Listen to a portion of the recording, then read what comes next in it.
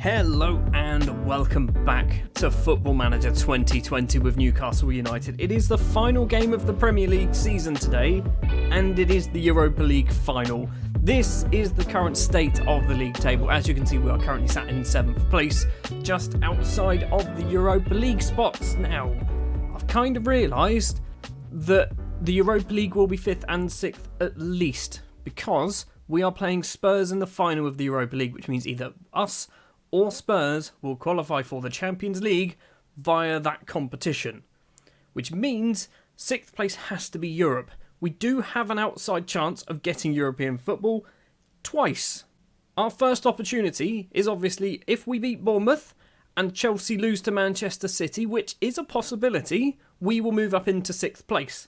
Or the other option, which if I'm perfectly honest is the much preferred option, let's beat Spurs in the Europa League final. In between episodes, we have played 2 more matches. We have scored 4 goals. We've conceded 0. We started off with a 1-0 victory against Leicester. Franco Di Matteo with the goals. The goal. In this one, he got goals, though. Against Southampton, a 3-0 victory here. Di Matteo with 2. And Carlos Restrepo on the score sheet.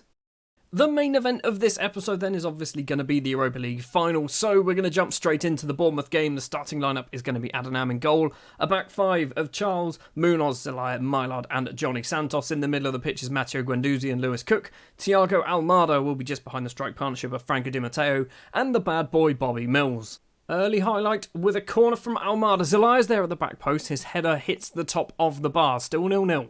Good news, Manchester City are beating Chelsea. Bad news, we are not beating Bournemouth at the moment. There's a free kick. Deulofeu takes it towards the back post. Mepham is there. We're 1-0 down. Are we? No. Looks like it's going to get disallowed. Good. Throw for Charles to take to Matteo Guendouzi. Has to go backwards. Towards the halfway line is Iguez Munoz. Plays it back once again. Zelaya in the centre circle. The Paraguayan runs it off to the right-hand side and finds Johnny Santos. He's got 3 in the box if he can find anyone. Plays it back to Cook instead. And the former Bournemouth man puts Newcastle in front against Bournemouth at his old stadium as well. His 7th goal of the season. We are 1-0 up. And we are going to be finishing 6th place if everything stays this way. Deulofeu with a free kick for Bournemouth. Plays it across to Ceballos. It was a very weird free kick because they had everyone in the box. Jefferson Lerma collects it. Plays it across to the right-hand side. Finds Deulofeu once again with loads of space. Crosses in. Mylard's head is not good enough. And Danny Ceballos has made it 1-1 on 37 minutes. Corner for Deulofeu just before half-time. At the back post is Mark Rocker, possibly, but his header was over the bar. It stays 1-1 at half-time. Manchester City versus Chelsea. It's 2-0 to City. So, the ball is in our court. All we need to do is find a winner against Bournemouth and we will finish in 6th place. No changes at half-time, although Thiago Almada, as always, isn't doing so well. We've got a corner. Franco Di Matteo takes it towards the back post. It's Munoz. His effort hits the bars alive. Finds Di Matteo again. Is he going to cross it in? He does. Guendouzi's there. The header is cleared.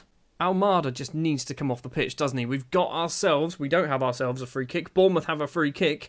Who is stepping up to take it? Is it Deulofeu? What are we waiting for? Number 10, slowly just wandering around the penalty spot.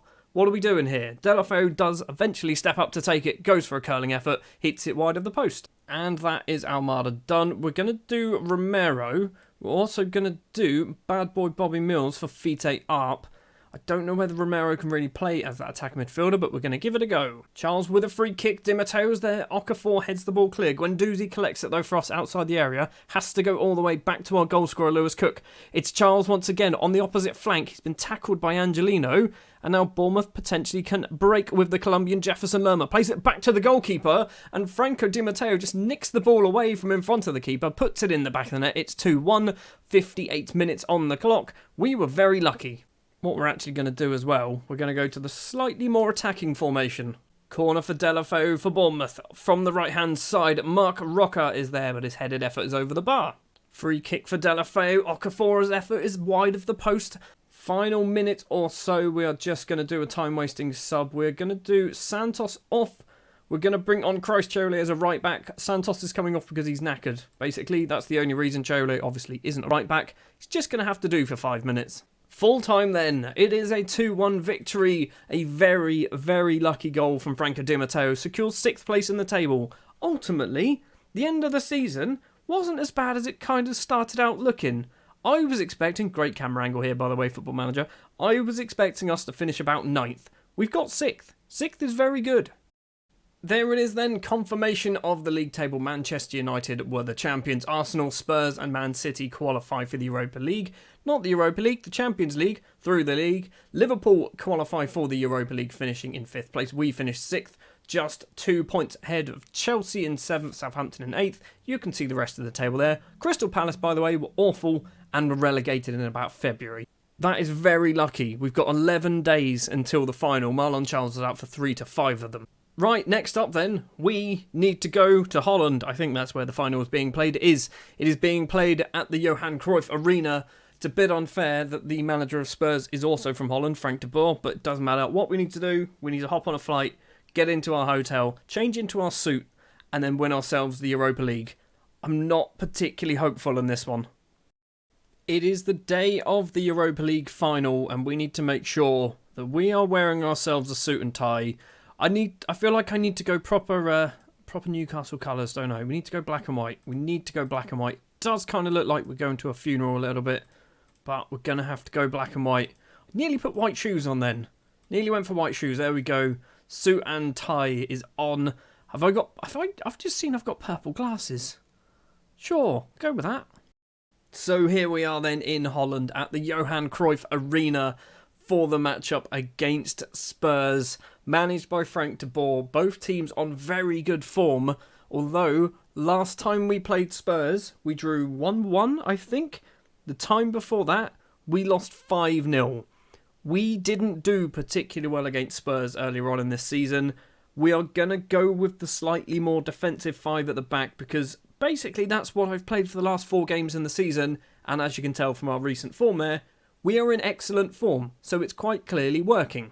The starting lineup then is going to be Adnan in goal, a back 5 of Marlon Charles on the left-hand side, Johnny Santos on the right, Munoz, Zelaya and Big Dids in the middle of the defence with Lewis Cook, Christ Chole, Thiago Almada as the midfield, Fite up and Franco Di Matteo as the strikers, and for some reason, we are allowed a huge subs bench. We're allowed 12 subs. Don't think we were allowed 12 subs in any other match in the Europa League, but I'm not going to complain. I was just about to say, I don't think Spurs are going to go easy on us, and then my brain went, this is the Europa League final. Why would they possibly go easy on us? Livakovic in goal, obviously, is a very good young goalkeeper at the start of the game. Ben Godfrey, I hate this man. I absolutely hate this man because he's really bloody good at football. So, yeah, he's someone to worry about. He's played 192 games for Spurs, scored 6. Probably all of them against me. This is where the Europa League is a 0-0 draw with 2 highlights. And then it just goes to extra time. Still no highlights in extra time. Goes to penalties. We lose 5-4, 5-3, something like that. I was actually joking when I said that. Okay, we do actually have a highlight. 18 minutes on the clock. It's a throw for Spurs. Mendy takes it. And Ndombele with the ball cuts inside. He's got loads of space. Why has he got so much space? Adnan makes a great television save. Keeps the ball from going off the pitch as well. 24 minutes now on the clock. Lewis Cook intercepts the header from Wanderless. Munoz plays it across to Zelaya. Where is Zelaya going to go? Across to Big Dids. He goes all the way back to the Brazilian goalkeeper Adnan, who on paper, by the way, is our best player. 4.5-star current ability Adnan has now. If he just gets the ball clear, it would be nice. Big Dids gets it forward on the halfway line as Thiago Almada plays it to Franco Di Matteo. Does a lovely spin. He's 1-on-1 with the keeper and he's missed a sitter. He's missed an absolute sitter. We should be 1-0 up. We've had one chance. We've hit it wide. We should still be winning. Throw for Mendy to take for Spurs. Wanderless to Dele Alli. Back to Mendy, the throw and taker. Across. Cholade steals the ball away and now Fite Up can potentially break for us. Are we going to get another 1-on-1 chance? Arp's just going all the way, isn't he? Fite Up gets tackled by the best central defender in the game, Ben Godfrey. The ball is cleared from Dele Alli and now potentially a counter-attack for Spurs is on. Magalan on that right-hand side who's picked up an early-ish yellow card gets round Marlon Charles. Charles gets back though. Magalan tries to cross it in, does so. Adnan plucks the ball out of the air. Where was the highlight? There hasn't been a highlight just yet. So something's going to have to come from this. Rolls it out. Zelaya back to Adnan. Plays it on the ground to Big Dids. Get the ball away from our defence. I'm worried. Di Matteo once again gets round the last man. Goes for goal. Straight into the hands of the goalkeeper. Immediate kick out. Zelaya heads down. Wanderless is going to collect it. Half time. It is 0-0. We are doing okay. If we just take our chances. We've had the better chances. We've had 2 very good chances. If we just take them, then that will be good. I'm happy. I'm going to say I'm happy because we're not doing badly. Strikers, that's where the problem is. No changes at half-time, although we will be pushing our wing-backs slightly further forward, possibly around 60 minutes. Almada with a corner. He's done nothing so far. Munoz is there. His effort hits the bar. Zelaya's going to get there first. He doesn't, apparently. Adonam with a free kick. Plays it to Zelaya, who can find Johnny Santos on the right-hand side, who's picked up a yellow card as well. Is he going to try and run to get round his man? Doesn't. Goes back instead to Munoz, who's probably had our third best chance of the game and actually hit the post. Zelaya to Big Dids. Marlon Charles, the England international, on that left-hand side. Is he an England international? I still don't know. Charles with the ball, crosses in. It's towards Fitearp. Fitearp has put us in front in the Europa League final. We are winning the Europa League final. Oh my word. Fitearp. He's done nothing for like the last 5 games either. And he's just scored in the final of the Europa League. Have I mentioned this is the Europa League final and we're winning it? Oh no, there's a highlight straight after the goal. This is never a good thing. Godfrey with the ball for Spurs. Finds Magellan on the right-hand side. Marlon Charles just wanders past him for some reason. It's Dele Alli. Outside the area, tries to dink it over. Big Dids heads all the way back to Adonam. Adonam has the ball in his hands. So this is a strange highlight. Throws out Munoz. Lovely volley clear. Chole heads down. Cook, Almada, Christ Chole once again. On the left, he's got Di Matteo if he wants to use him. Stops instead. Finds Johnny Santos. Santos is facing away from goal. If he can get round his man, this would be perfect. Little back flick. What are you doing, Johnny? What are you doing? Dele Alli can now potentially break. Finds Harry Kane running down the left-hand side. He's got a couple of options in the middle. Johnny Santos steals the ball away. And we've got another counter. Godfrey's getting sent off. Ben Godfrey's getting sent off. It's the best game of football I've ever seen. So we've got 20-odd minutes. 30 minutes even. That's how numbers work. We've got 30 minutes to play against 10-man Spurs. We're going to do that. We're going to change to the slightly more attacking. I'm going to do Santos off because I'm worried he's going to get himself sent off. We're going to do Joe Willock on as a right wing-back. Yep, we're doing that. Joe Willock is playing in a Europa League final. Corner for Chole, 73 minutes on the clock. Back post, header clear from Morrow. Almada's going to collect it. Has to find Lewis Cook. Plays it across to Willock on the ground. Chole now Fitearp into the area. Crosses it. He doesn't cross it. He goes for goal himself. It was a very strange effort. We're still 1-0 up though. When do we shut up shop? Like, when do we do this? Okay, Joe Willock. Right, fine. Henriks is coming on then. I love the way they recommend Shackleton over Henriks. Henriks is literally a right back. And they say, play a midfielder. Play a central midfielder as a right back. Right, do we shut up shop? Do we do Almada off? And maybe... I can't believe I'm doing this. I cannot believe I'm doing this, but we're going to do it. We're going to stick Guendouzi in there. We are shutting up shop a little bit. Seriously, game, what are you doing? That's all of our subs, isn't it? We can't do any more subs. We're not allowed any more subs. So, Fitearp's just going to have to sit in the middle there. We're down to 10 men as well.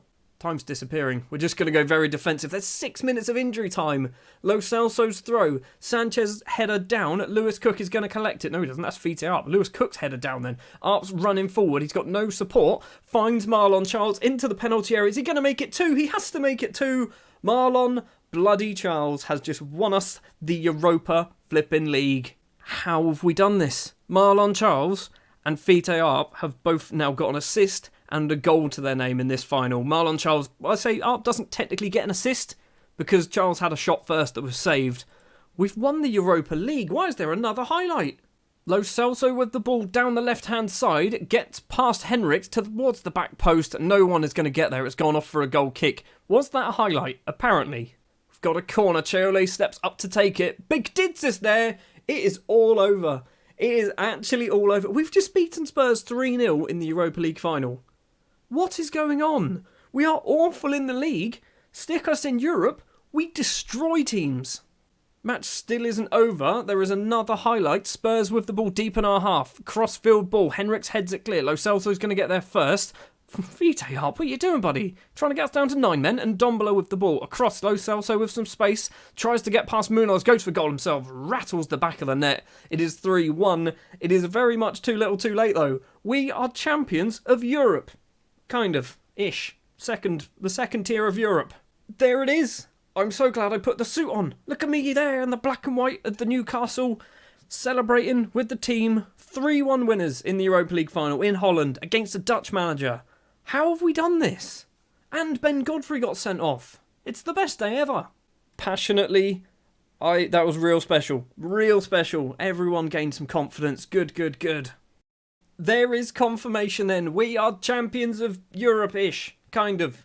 We're champions of Europe. Screw it, I'm going to own this. If Liverpool claim they're champions of the world, we're champions of Europe. Every team in Europe could have been in this competition, therefore we're champions of Europe. Joe Willock has broken his foot, that's always good news. What happened to Frankie Di Matteo? He's out for 5 to 6 weeks as well. We've picked up £7.32 million for winning the Europa League.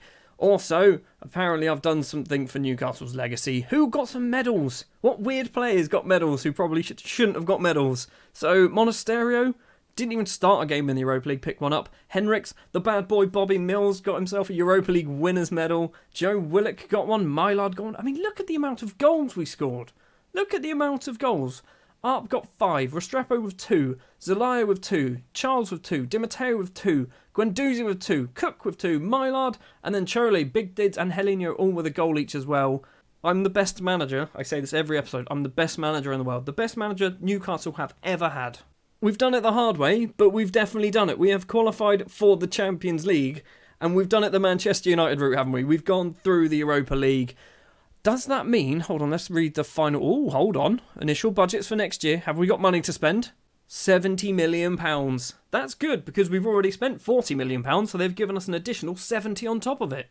Kind of annoyed that we weren't the biggest overachievers, if I'm honest. I don't think we were good enough to win the Europa League, but somehow we managed to do it. Right, that is going to do it then for this season, but I want to have a quick look, actually. Manager performance. They're still not particularly happy. Like, it's better. It's much better. But there was a point before not the Bournemouth game, the Southampton game, I think it was. I can't remember whoever we beat 3-0. Before that game, there was a news article saying that I might be getting sacked. I was literally in the Europa League final, and we were sat top half of the Premier League, and they were talking about me getting sacked.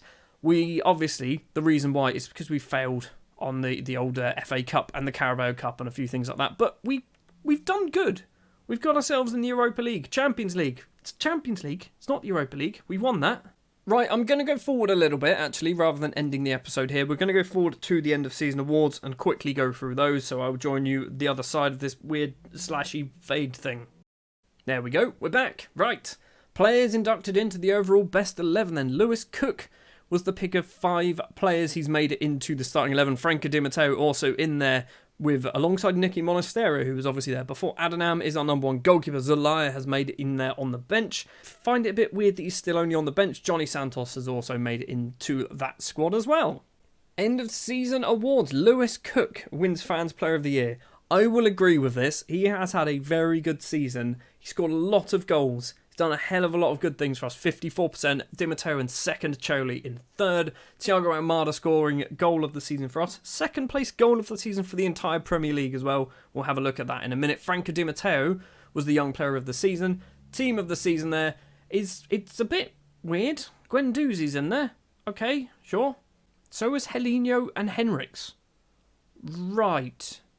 Okay, fair enough. Also, goal scorer Frankie Di Matteo, Lewis Cook, 7.33 average rating. Most assists, Santos and Almada. Adonam, 90% pass completion to the central defenders there. Frankie Di Matteo, 11 Man of the Match awards. Johnny Santos loves a yellow card. Johan Mylard and Lewis Cook love a red card. Let's have a look then at the goal that was second place goal of the season. Abcha plays the ball across to Thiago Almada, and then I think he just takes it around pretty much everybody. Keeps going forward, edge of the area, just blasts it into the bottom corner. Second place goal of the season for the Premier League, that goal was. It was good, it wasn't amazing. Season review then, ultimately all came together right at the end, didn't it? We were doing pretty average throughout the entire season, just literally mid-table all the way through, and then at the end we just kind of peaked at the right time to finish 6th place in the table. Club vision and expectations. Right, what are they saying to us here? What do they want us to do? This is ultimately what we're after, isn't it? So, end of next season, top half finish. That should be easy. Champions League, get through the group stages. Season after that, qualify for the Europa League. So, they've dropped that down because that was qualify for the Europa League. Oh my word. They want us to win the Premier League in the 2031-2032 season. We'll probably be gone by then. Ah, that's quite nice. Lewis Cook also wins Europa League Player of the Season award as well. 9 appearances, 2 goals, 1 assist. Thomas Boytink in second place with 10 goals and 3 assists. That's a lot of goals. And then Johan Poirier of Spurs also rounding off the top 3. Let's congratulate Lewis Cook. He's had a bloody good year. Thanks, boss. It has been a good year. But weirdly, it's not been that good because he hasn't managed to break into the overall best squad somehow. He won Player of the Year, but didn't get in the best squad. Also, Pavlo's here. Pavlo. I had him on loan at Everton, I think, wasn't it? Yeah, he never played for us. Munoz and Arp also getting into that team that I've just seen as well. One non-English player in there, or non-English team player, and that is Radu in goal from Valencia. That is going to do it then for this episode and this season of Football Manager 2020 with Newcastle United. We are champions of Europe. I'm owning it. We're champions of all of Europe. Us and whoever wins the Champions League, which I don't think is technically taken place yet. Next season, I guess we need to just try and get out of the Europa League. It's Champions League. It's not Europe. We need to get out of the Champions League group stages because I don't really want to go through a similar thing to what we did this season where we just struggled a lot. I've made some summer signings already. 2 of them are going to be coming in. One of them is a defence midfielder. The other one is, I think, a right winger. I can't quite remember, but we spent a decent amount of money on them. So I'm hoping to strengthen our team. I need to look at possibly buying some new central defenders as well because the ones we've got are good, but maybe we can improve on them. That's the plan for the summer. Thank you very much for watching this episode. If you did enjoy, do please remember to leave a like. If you want to see more, hit the subscribe button and I'll be back next time with Season 9 of Football Manager with Newcastle United. Oh, and finally, they've decided to build Bobby Robson Park. It's going to cost £242 million. That's a huge amount of money. 68,000 capacity. It's going to take 3 years to build. Okay, it's taken a long time to get here, but they're finally building that new stadium.